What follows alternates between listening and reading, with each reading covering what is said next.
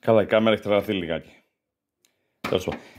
Ξεκινώντας σήμερα να κάνω κάποιες επισκευές και προσπαθούσα να φτιάξω ήδη μια καφετιέρα φίλτρου που έχω.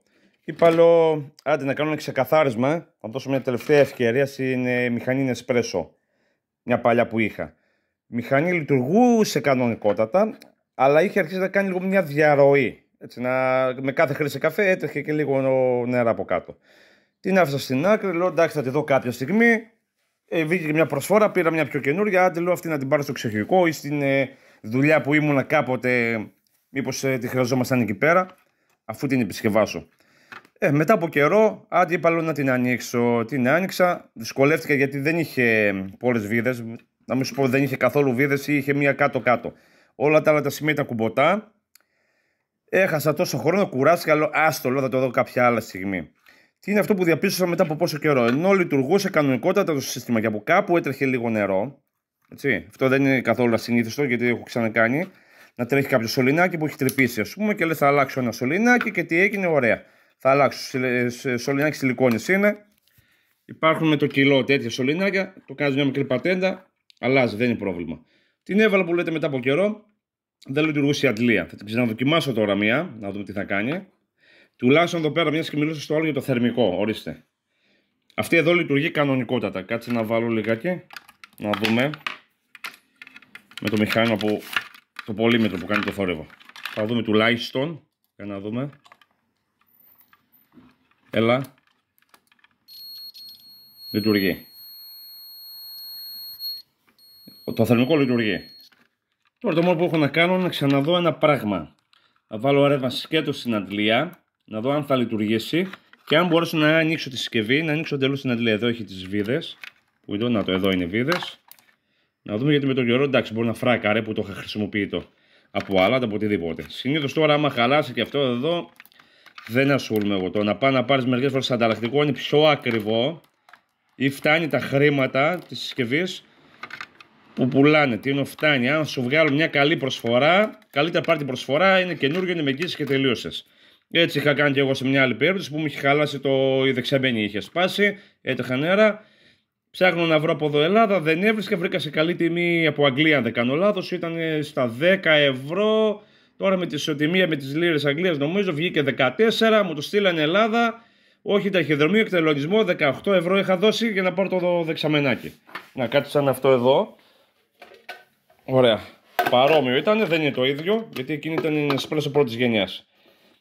Και είχα πάρει ένα τέτοιο, 18 ευρώ. Έκανε τη δουλειά του για κανένα χρόνο. Μετά από κανένα χρόνο σταμάτησε η συσκευή εντελώς. Βγήκε εντελώς off. Αυτό ήταν, τα βέτα ψωμιά της. Είναι αυτό που λέμε καμιά φορά. Αξίζει ή δεν αξίζει να επισκευάσεις κάτι.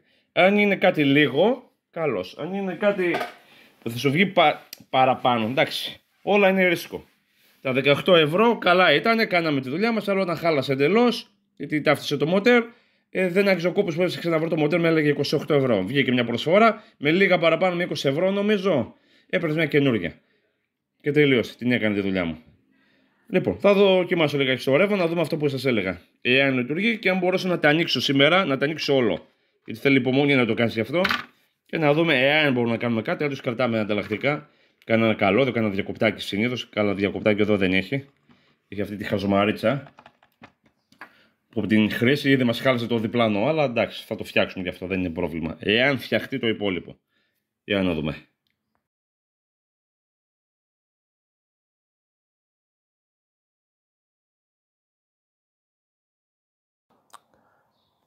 Κάτι κάναμε, προχωράμε. Το άνοιξα λίγο παραπάνω. Και θα δω τώρα μεμονωμένα. Να δούμε εδώ πέρα. Γιατί βλέπω ένα συστηματάκι λίγο περίεργο. Το νερό να πέφτει από εδώ, να πηγαίνει εδώ, δεν ξέρω τι είναι αυτή η φούσκα. Ένα πραγματάκι, μήπως είναι σαν αισθητήρα, δεν μπορώ να καταλάβω. Μήπως από εδώ να έχει βουλώσει με τον καιρό. Και να το κάνω λίγο δοκίμη με το ρεύμα, να δούμε αν θα λειτουργήσει μόνο του.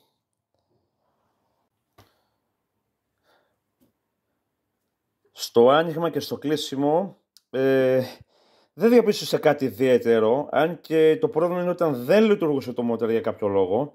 Με το που το άνοιξα, δηλαδή εδώ πέρα έχει τα σωληνάκια και όλα τα σχετικά, έκανα κάποιες μετρήσεις, όλα τα βρήκα εντάξει.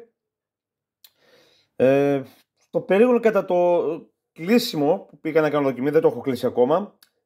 Θα πεις ότι ναι, μεν λειτουργούσε. Πάω να το κλείσω κι άλλο, δυσκολεύτηκα γιατί είχα ξεχάσει πώς να το κλείνω. Ένα καλωδιάκι μικρό, κατά λάθος το στραπατσάρισα λιγάκι και κόπηκε. Με έβγαζε στην αρχή να βάζουμε εδώ τα λαμπάκια ότι έχει πρόβλημα. Βρέα από εδώ, από εκεί, έτοιμος λέω να το πετάξω. Βλέπω το κόψιμο. Αντικατέστησα το καλώδιο, λειτουργήσε εντάξει. Έβαλα τώρα νερό. Το βλέπω ότι λειτουργεί προς το παρόν. Κανονικά κάνει και το πρόγραμμα, θα σταματήσει μόνο του. Η διαρροή έχει ελάχιστη εδώ πέρα πίσω. Καλά, αυτό είναι λογικό. Και σε μια πιο καινούργια μηχανή μετά από λίγο στο κάνει. Πολύ λίγο είναι από εδώ πέρα στο κλείσιμο. Εδώ, λίγο. Αυτό το λίγο δεν μας πειράζει, είναι φυσιολογικό. Πλέον θεωρώ ότι είναι φυσιολογικό αυτό. Και στην άλλη μηχανή που έχω το ίδιο πράγμα κάνει. Και η άλλη είναι εδώ. Ωραία. Τώρα τι να κάνουμε. Το μόνο που μένει είναι να το κλείσουμε και να δούμε πάλι αν συνεχίζει να λειτουργεί ή βγάζει σφάλμα. Καμιά φορά όλα είναι έτσι. Πας να το κλείσεις και δεν λειτουργεί πάλι. Για να το δούμε. Κάνω το φτιάξουμε να το πάω στο χωριό μα για να το έχω.